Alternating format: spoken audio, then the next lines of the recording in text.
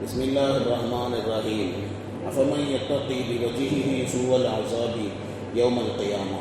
கியாமத் நாளின் தீய வேதனையை தன்னுடைய முகத்தை கொண்டு எவன் தடுக்கிறானோ அவனா சொர்க்கவாசியாக ஆகக்கூடியவன். வகீல லித்தாலிமீன ஸூகு மா குன்தும் தக்ஸிபூன். அநியாயக்காரர்களிடத்தில் நீங்கள் சம்பாதித்ததினுடைய தீய வினையின் பலன்களை அனுபவிங்க அப்படின்னு சொல்லப்படும். கஸபல்லஸீன மின் கப்லிஹிம், இவர்களுக்கு முன்னுண்டானவர்களும் வேத வசனங்களை பொய்ப்பிக்க முற்பட்டனர்.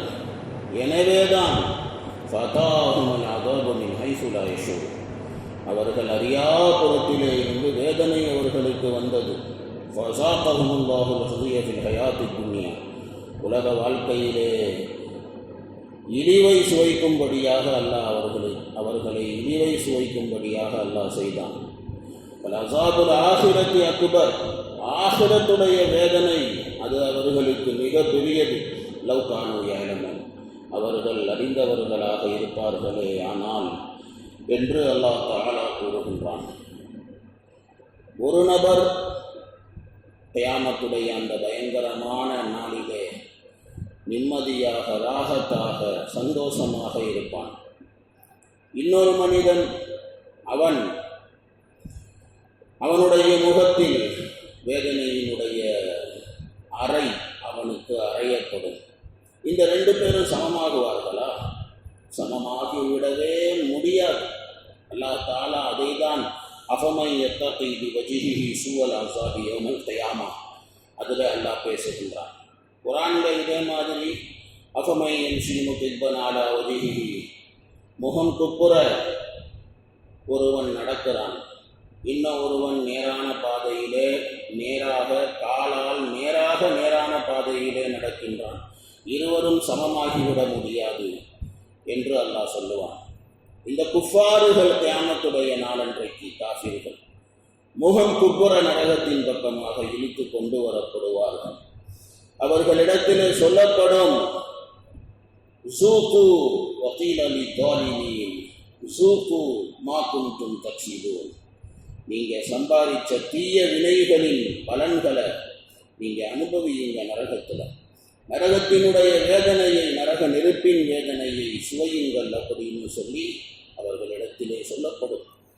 குர்ஆனிலே இன்னொரு ஆயத்திலே அல்லாஹ் பேசும்போது, அஃபமன் யுல்கா ஃபின்னார் கைருன் அம்மன் யாத்தி ஆமினன் யௌமல் கியாமா, நரகத்திலே நுழையக்கூடியவன் ஹைரானவனா, நிம்மதியாக கியாமத்துடைய நாளிலே இருக்கிறானே அவன் ஹைரானவனா அப்படின்னு சொல்லி அல்லாஹ் தஆலா கேட்கின்றான். இதே கருத்து தான் இந்த ஆயத்துக்கும், இந்த அஃபமன் யத்தகி பிவஜ்ஹிஹி சூஅல் அஸாபி யௌமல் கியாமா அதுக்கும் அதே கருத்து தான். ஆனால் என்ன ஒன்று அப்படின்னு சொன்னால், ஒரு வகையினரை பற்றி அல்லாஹ் கூறினான், இன்னொரு வகையினர்களை பற்றி அல்லாஹ் விட்டுவிட்டான். ஏனென்றால் அது ஆட்டோமேட்டிக்காக விளங்கும், அதனால் அல்லாஹ் தஆலா விட்டுவிட்டான்.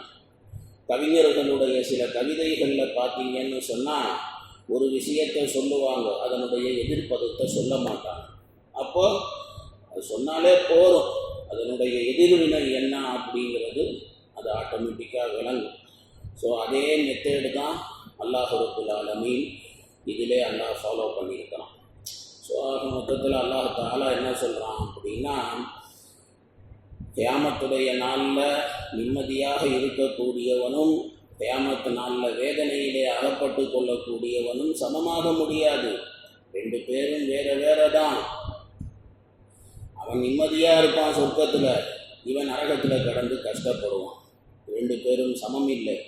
இவனை நரகத்தில் சொல்லப்படும், வகீல லித்தாலிமீன் ஸூகு மா குன்தும் தக்ஸிபூன், நீ சம்பாதிச்சதை அனுபவிடா, நரகத்தில் அனுபவி அப்படி சொல்லி அவன்கிட்ட சொல்லப்படும்.